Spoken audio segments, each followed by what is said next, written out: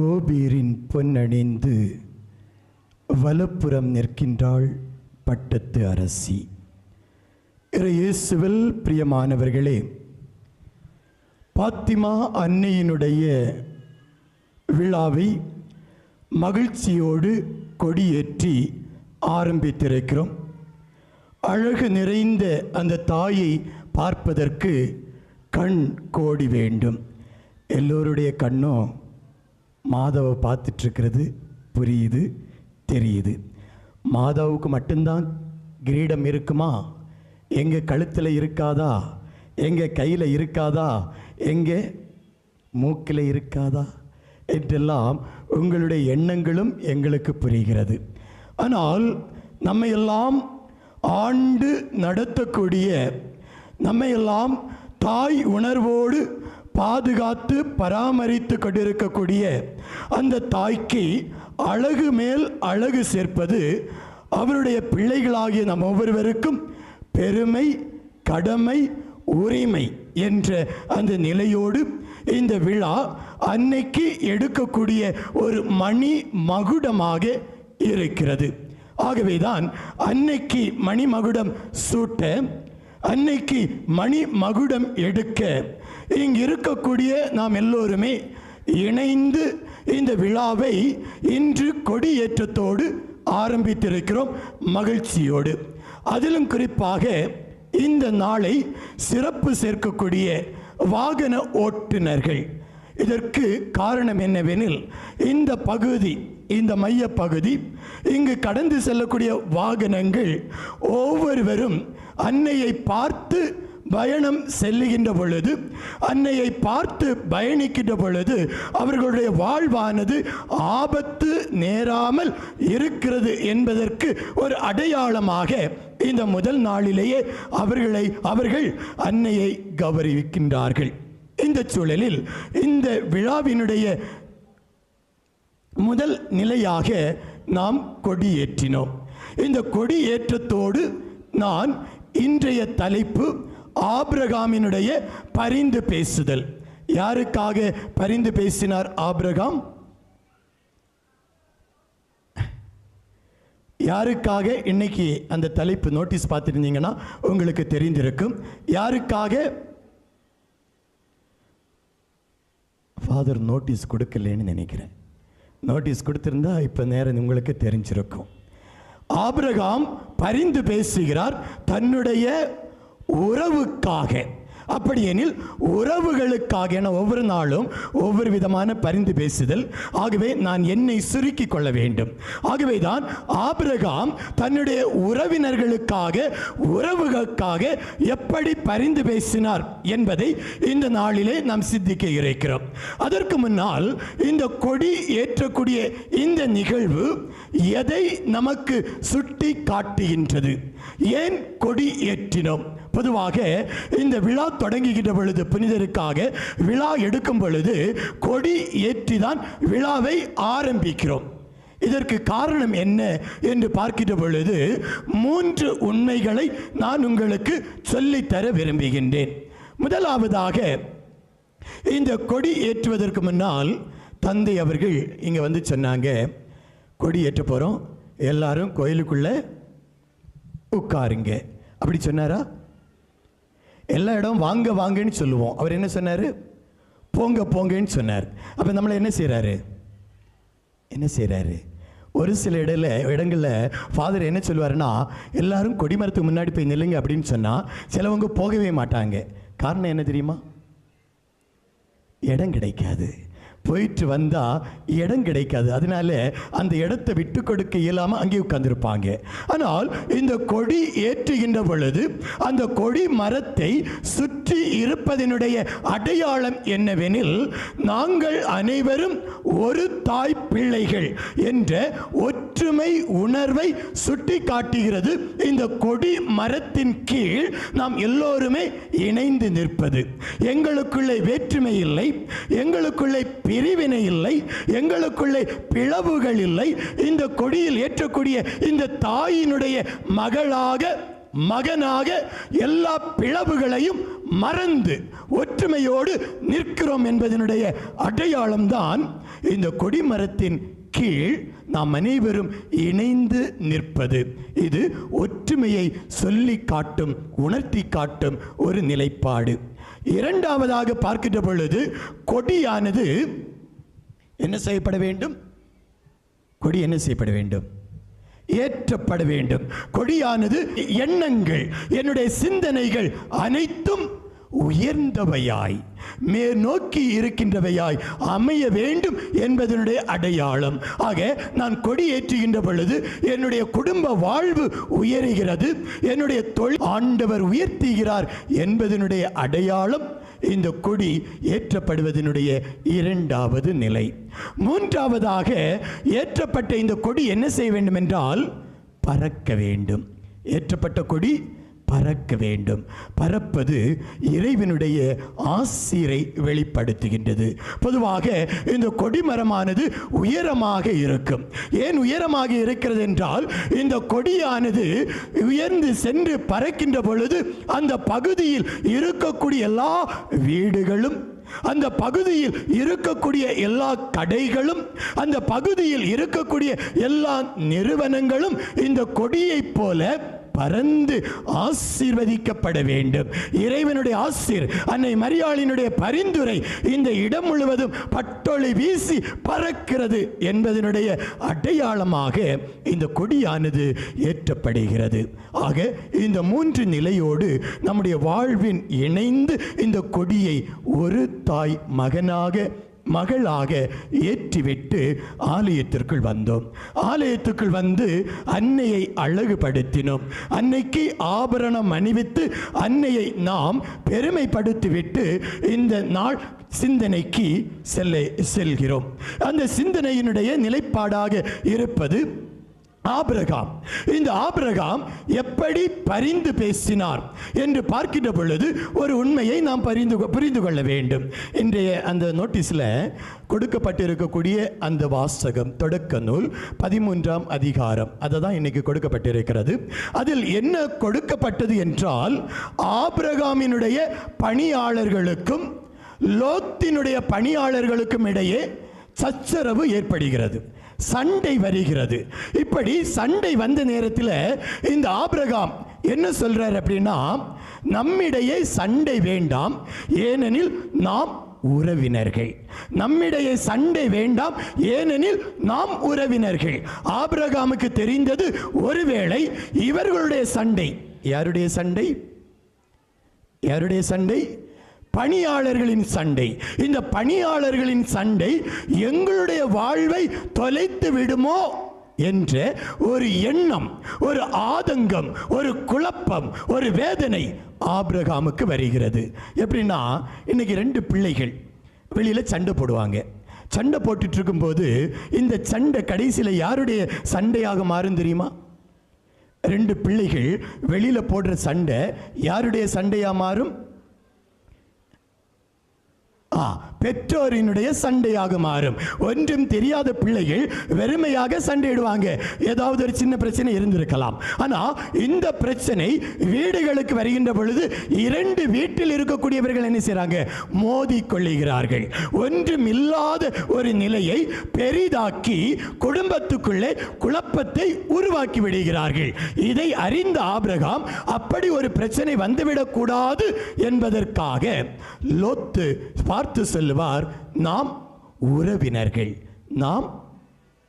நாம் சத்தமா, வெளியில தான் சவுண்டு வருது, உள்ள சவுண்டு வரல, உள்ள பாக்ஸ் வைக்கலையோ, வச்சிருக்காங்க. நாம் யாரு?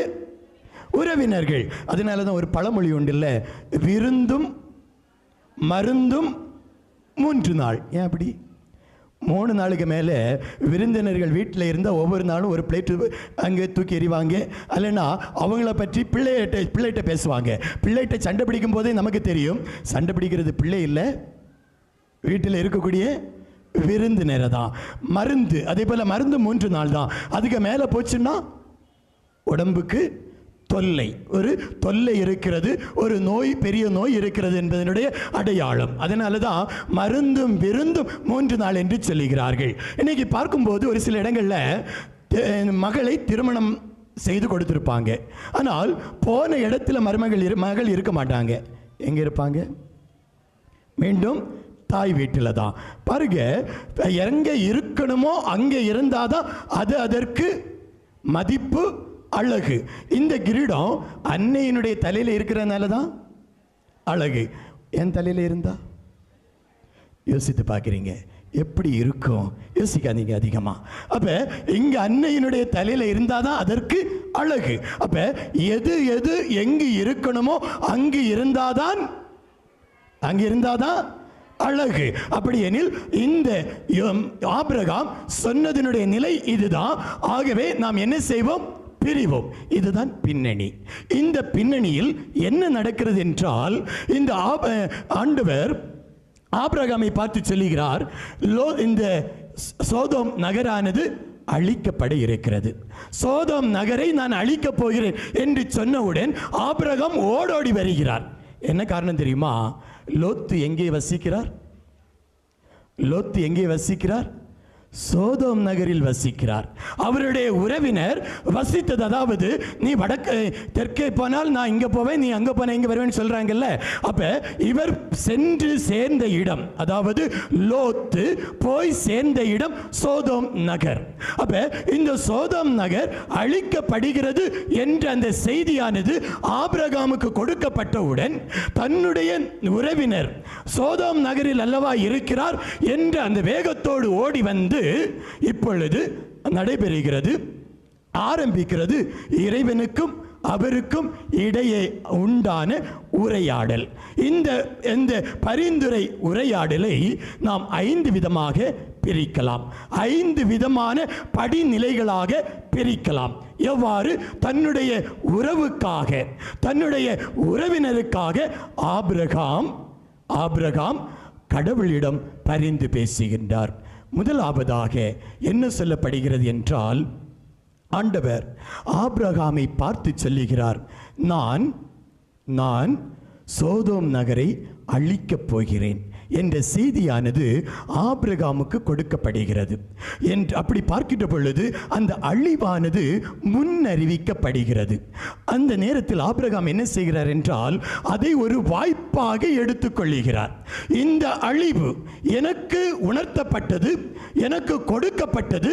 ஆண்டவர் சோதோம் நகரை அழிக்கிறார் என்ற செய்தியானது எனக்கு கொடுக்கப்பட்டது என்றால் ஆண்டவர் எனக்கு ஒரு வாய்ப்பை கொடுக்கிறார். அந்த சோதோம் நகர் மக்களுக்காக ஜெபிக்க வேண்டும் என்பதற்காக, அங்கு இருக்கக்கூடியவர்கள் வாழ வேண்டும் என்பதற்காகவும், அதிலும் குறிப்பாக இன்னொன்றும் உண்டு. என்ன தெரியுமா? இந்த ஆபிரகாமை பார்த்து ஆண்டவர் சொல்லுவார், உன்னை எண்ணற்ற நாடுகளுக்கு ஆசிராக மாற்றுவேன். மரியே வாழ்க, மரியே வாழ்க. காது வலிக்குதோ? மெதுவாக பேசுகிறேன். எங்கே விட்டுட்டு வந்தேன்? மரியே வாழ்க. அதுக்கு முன்னாடி எங்கே விட்டுட்டு வந்தேன்? ஆசீர்வாதமாயிருப்பாய். யாருக்கு ஆசீர்? எல்லா நாட்டினருக்கும் நீ ஆசீராக இருப்பாய். யாரை பார்த்து சொன்னது? கடவுள் ஆபிரகாமை பார்த்து சொன்னார். அப்ப எல்லா நாட்டுக்கும் நீ ஆசீர்வாதமாய் இருப்பாய் என்றால் சோதோம் நகருக்கும் இவர் எப்படி இருக்க வேண்டும்? ஆசிராக இருக்க வேண்டும். சோதோம் நகர் அதுக்கு விதிவிலக்கு கிடையாது. ஆகவேதான் இந்த ஆபிரகாம் சோதோம் நகர் அந்த ஆசீர் பெற வேண்டும் என்பதற்காக கடவுள் கொடுத்த வாய்ப்பை பயன்படுத்தி அந்த நாட்டுக்காக ஜெபிக்கிறார். அந்த நாட்டில் இருக்கக்கூடிய மக்களுக்காக ஜெபிக்கிறார். அதிலும் குறிப்பாக லோத்து, அவருடைய உறவுகள் ஒவ்வொருவருக்காகவும் ஜெபிக்க ஆரம்பிக்கிறார் இந்த ஆபிரகாம். அப்படி பார்த்தோமேயானால் அன்னை மரியாளும் இந்த ஆபிரகாமை போலதான். அன்னை மரியாளுக்கு கிடைத்த வாய்ப்பை பயன்படுத்தி அந்த இடத்திலே கானாவூர் இல்லத்திலே அழிந்து வரக்கூடிய அந்த திராட்சை ரசம் மீண்டும் கொடுக்க வேண்டும் என்பதற்காக தன்னுடைய உறவினர் வீடு, அந்த வீட்டில் இருக்கக்கூடிய அந்த அழிவு, அந்த குறைவு மாற்றப்பட வேண்டும் என்பதற்காக இறைவனை பார்த்து வேண்டுகிறார்கள் அன்னை மரியாள்.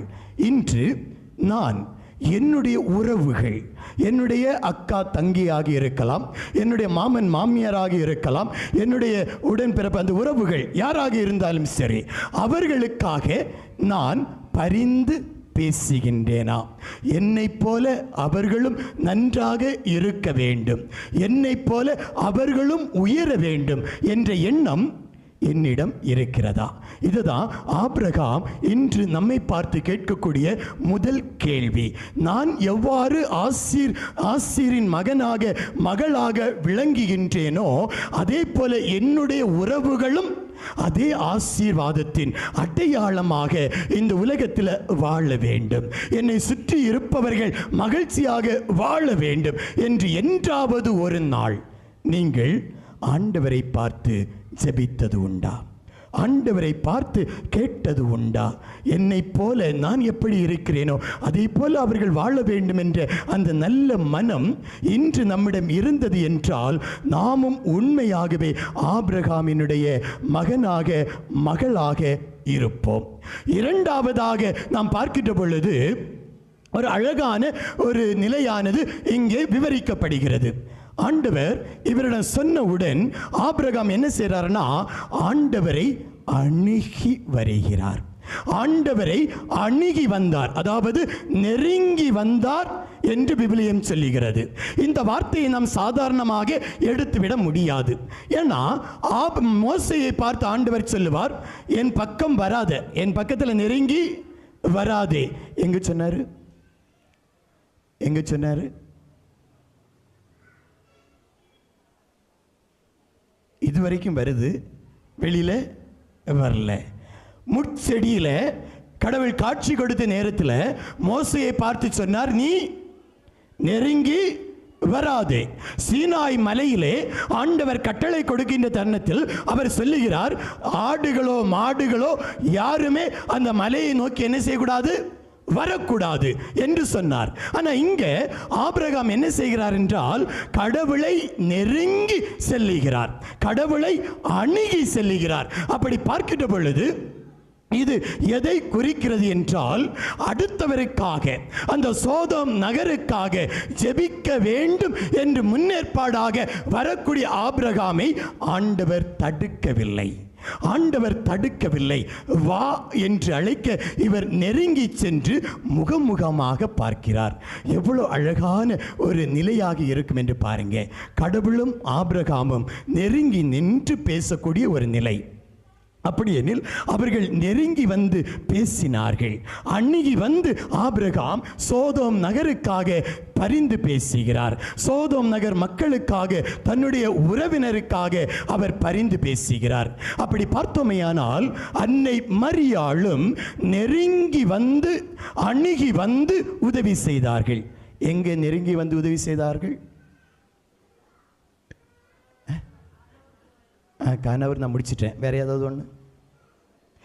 எலிசபெத் வீட்டுக்கு உதவி செய்வதற்காக வருகின்ற பொழுது அவளுக்கு தேவைப்பட்ட அந்த உதவியை செய்வதற்காக அவள் விரைந்து சென்றாள், நெருங்கி சென்றாள்.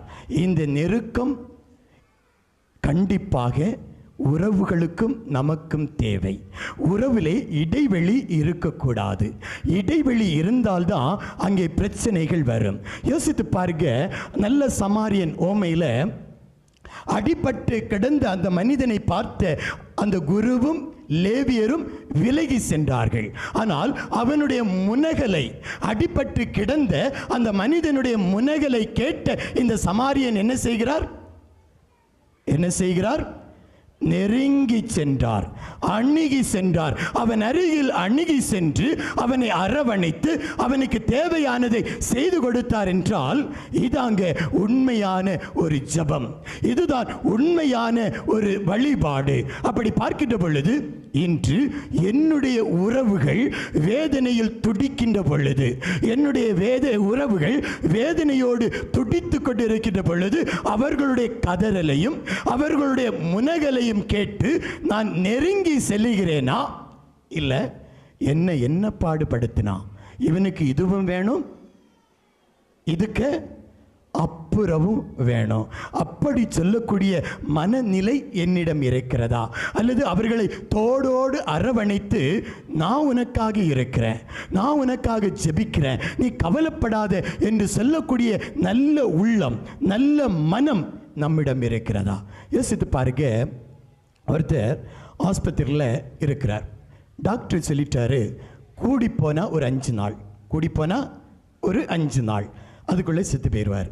நீங்கள் பார்க்க போகிறீங்க, இந்த முன்னாடி இருக்கிற நீங்கள் பார்க்க போகிறீங்க. யாரை பார்க்க போகிறீங்க? அடிபட்டு கிடக்கிற ஆஸ்பத்திரியில் இருக்கிறவங்கள பார்க்க போகிறாங்க. டாக்டர் சொல்லிட்டார், எத்தனை நாளில்? 5 நாளில். 5 நாளில் போயிட்டு சரியாகாது, 5 நாளில் நீங்கள் செத்து போவீங்கன்னு கேள்விப்பட்டேன். 5 நாள் அப்படின்னு சொன்ன உடனேயே அவங்களுக்கு மூச்சு என்ன செஞ்சிருக்கும்? நின்று இருக்கும். எப்போ 5 நாள்னு கேட்டாரோ அப்பொழுது அவர் என்ன செஞ்சிருப்பார்? செத்து போயிருப்பார். அதே நேரத்தில் 5 நாள் தெரியுது, போகிறீங்க, ஒன்றும் கவலை இல்லைங்க, கவலைப்படாதீங்க, நான் உங்களுக்காக இருக்கிறேன், நான் உங்களுக்காக ஜெபிக்கிறேன். அப்படி தோளில் தட்டி 2 வார்த்தை சொல்லி பாருங்களேன். 5 நாள் வாழக்கூடியவர் எத்தனை நாள் வாழுவார்? 1 மாதம் வாழலாம், 1 வருடமும் வாழலாம். இது அங்கே நெருக்கம்.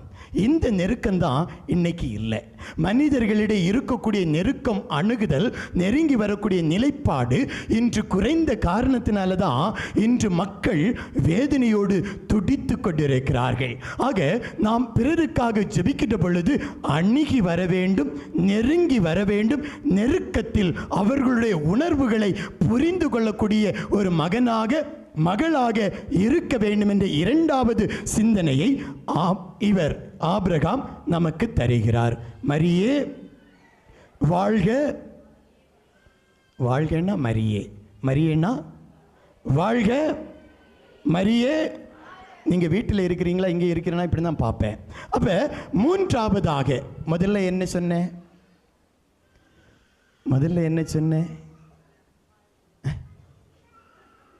ஆண்டவரே, ஆண்டவரே. நீங்கள் என்ன கத்தினாலும் நாங்கள் ஆன்னு கேட்டுட்டு இருப்போம், ஆனால் எதுவுமே எங்கே போகாது. அப்படி தானே? என்ன அங்கே ஏதோ சொன்ன மாதிரி இருந்துச்சு.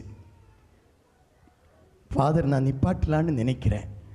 3வதாக, அப்போ நான் முதல்ல சொல்கிறேன், நல்ல மனசுக்குள்ளே வச்சுக்கோங்க. முதல்ல அவருக்கு ஒரு வாய்ப்பு கொடுக்கப்பட்டது, அழிவு வருகிறது என்ற வாய்ப்பு கொடுக்கப்பட்டது. 2வது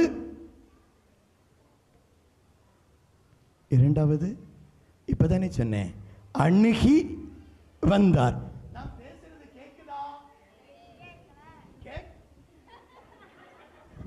முன்னாடி இருக்கிற மகனுக்கு கேட்கல,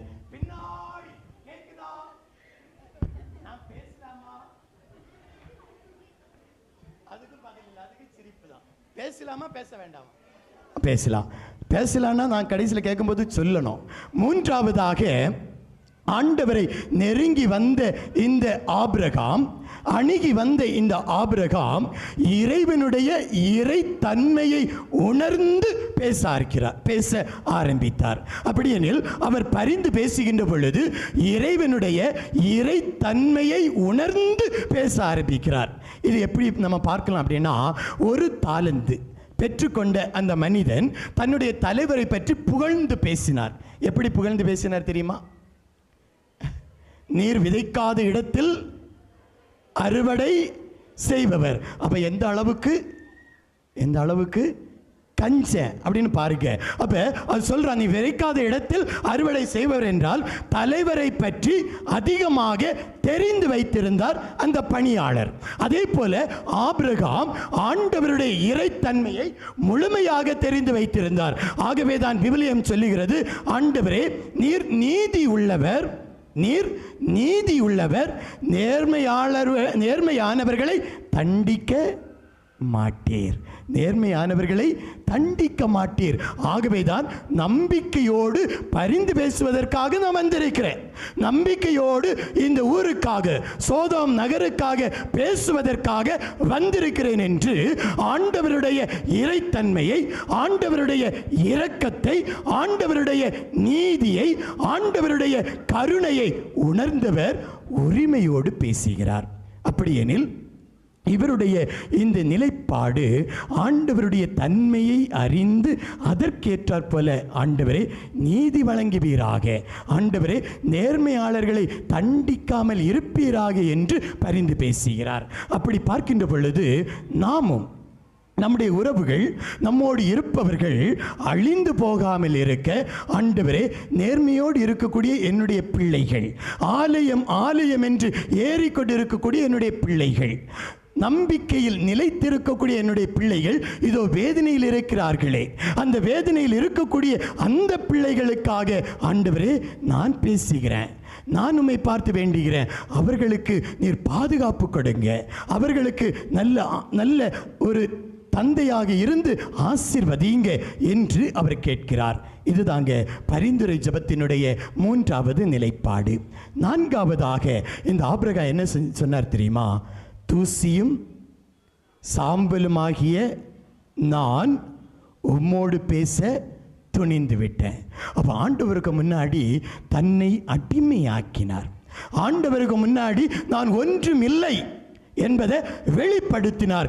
எவ்வாறு அன்னை மரியாள் நான் ஆண்டவருக்கு அடிமை என்று சொன்னார்களோ, அதே போல ஆண்டவரின் முன்னால் நான் ஒன்றும் இல்லை என்று தன்னை அடிமையாக்கி பேச ஆரம்பிக்கிறார். ஒரு சில நேரங்களில் நம்ம எப்படி பேசுகிறோம், நம்ம எப்படி ஜெபிப்போம்? ஒரு சில மனிதர்களை பார்க்கும்போது இயேசுவை விட, கடவுளை விட நாங்கள் தான் பெரியவங்க, அவர் வந்தால் எங்களுக்கு கீழே தான் இருக்கணும். ஒரு சில இடங்களை பார்க்கும்போது திருப்பலி நடந்துட்டுருக்கும். அந்த நடு திருப்பலி நேரத்தில் அவர் ஃபாதர் என்ன செய்வார்னா, அந்த ஆண்டவருடைய உடலை உயர்த்தி பிடிப்பார். இங்கே முன்னாடி ஒரு ஆள் உட்கார்ந்துருப்பார். எப்படி உட்கார்ந்துருப்பார்னா, அப்படிதான் காலுக்கு மேலே காலு போட்டுட்டு, நீங்கள் தூக்கி பிடிச்சா என்ன, தூக்கி பிடிக்காம போனா என்ன, அவர் யாராக இருந்தால் எனக்கு என்ன, நான் தான் இங்கே கெத்து அப்படின்னு சொல்லிட்டு இருக்கக்கூடிய ஒரு சில மனிதர்கள் உண்டு. கடவுளை விட தங்களை மேலானவர்களாக காட்டிக்கொண்டு நான் இல்லாமல் எதுவும் நடக்காது என்ற நிலையிலே வாழக்கூடியவர்கள், கடவுளை தங்களுடைய காலடியில் வைத்திருப்பவர்கள் இறைவனால் தூக்கி எறியப்படுவார்கள். இறைவனால் தூக்கி எறியப்படுவார்கள். அவர்களுடைய வேண்டுதல் ஒருபோதும் என் ஆண்டவரின் முன்னால் வராது. ஆபிரகாம் அப்படி அல்ல. தன்னை அடிமையாக்கி கடவுளின் முன்னால் ஒரு தூசு, சாம்பல் என்று தன்னை முழுமையாக அடிமைப்படுத்தி, அப்படியெனில் மண்ணோடு மண்ணாக தன்னை நிலைநிறுத்தி, ஆண்டவரே அவர்களுக்காக நான் பேசுகிறேன் என்று சொன்னார். பாருங்க, இதுதாங்க தன்னை அடிமையாக்கி பேசுவது, ஆண்டவரின் முன்போடு பேசுவது. அதுதான் நமக்கு வேண்டும். அன்று 2 மனிதர்கள் ஆலயம் வந்து பின்னாடி நின்னவன் சொன்னான், முன்னாடி நிற்கிறான்ல அவனை போல இல்லை, நான் அவனை விட நல்லவன் தான், அவன் கெட்டவன், அவன் பாவி அப்படின்னு சொல்லிட்டு கோயிலுக்குள்ளே வந்தவன் பின்னாடி வெளியில் நிற்கிறவனை பார்த்து கை சூண்டி காட்டி சொல்கிறான், ஆண்டவரே நான் பின்னாடி நிற்கிறவனை பார்த்தீங்களா, அவனை போல இல்லை, நான் என்னெல்லாம் செய்கிறேன்னு நமக்கு தெரியல. பட்டியல் போட்டான். ஆண்டவர் சொன்னார், இந்த பட்டியல் எனக்கு தேவை இல்லை, நீ போகலாம். பட்டியல் இடாமல் வெளியில் நின்னான் பார்த்தீங்களா, அவன் தான் ஆண்டவருடைய ஆசிரை பெற்று சென்றான். அப்போ நம்மை அடிமையாக்கி இறைவனின் முன்னால் நம்மை விட்டு கொடுத்து, நான் ஒன்றும் இல்லை என்ற நிலையில் வந்து நாம் ஜெபிக்கின்ற பொழுது, என்ற நிலையில் வந்து ஆண்டவரே என்னால் இயலாது, நான் ஒன்றும் இல்லை, ஆனால் உம்மால் முடியும் என்று ஜெபிக்கிறீங்க பாருங்க, அதுதாங்க உண்மையான ஜெபம். இயேசுவுக்கு புகழ், மரியே வாழ்க, மரியே வாழ்க. அப்படிப்பட்ட பரிந்துரை ஜெபம்தான் நமக்கு தேவை. இறுதியாக ஐந்தாவதாக இவர் அந்த ஆண்டவரை பார்த்து ஜெபிக்கின்ற பொழுது சோர்ந்து போகலை. 50, 40, 35 என்று 6 முறை ஆண்டவரை பார்த்து பேசுகிறார். இன்றைய நற்செய்தி வாசகத்தில் அந்த கைம்பெண் தொடர்ந்து சென்று தட்டிட்டு இருந்தாங்கல்ல, அதே போல இவர் தொடர்ந்து செல்லுகிறார். அப்படின்னா ஆண்டவர் வாய்ப்பை கொடுத்து அவர்கள் மக்கள் நன்றாக இருக்க வேண்டும், எல்லோரும் வாழ வேண்டும் என்று நினைக்கக்கூடிய கடவுள் நம்முடைய கடவுள். அப்போ அந்த கடவுளிடம் நாம் ஜெபிக்கின்ற பொழுது, அந்த பிறருக்காக ஜெபிக்கின்ற பொழுது, அதான் பொதுவாக சொல்லுவாங்கல்ல, ஊராம் பிள்ளைய ஊட்டி வளர்த்தா தன் பிள்ளை தானா வளரும். ஆண்டவரே எனக்கு காய்ச்சல், தம்பி காய்ச்சலாக இருக்கீங்களா? எனக்கு காய்ச்சல், பக்கத்தில் இருக்கிற பிள்ளைக்கும் காய்ச்சல். அப்போ அவங்கள நான் என் பிள்ளையை பார்க்குறது போல பக்கத்தில் இருக்கிற பிள்ளையும் கவனிச்சிங்கன்னா நம்ம பிள்ளை நன்றாக வரும். அதுதான் பரிந்து பேசுதல். பார்த்தீங்களா, நீங்கள் அடுத்தவங்களுக்காக ஜெபிக்கின்ற பொழுது உங்களை ஆண்டவர் என்ன செய்வார்? ஆண்டவர் ஆபிரகாம் தன்னுடைய உறவுக்காக பரிந்து பேசினார். ஆபிரகாமை ஆண்டவர் உயர்த்தினார். அதே நிலை இன்று எனக்குள் இருந்தால் ஆண்டவர் என் அருகில் இருப்பவர்களை மட்டுமல்ல என்னையும் உயர்த்துவார்.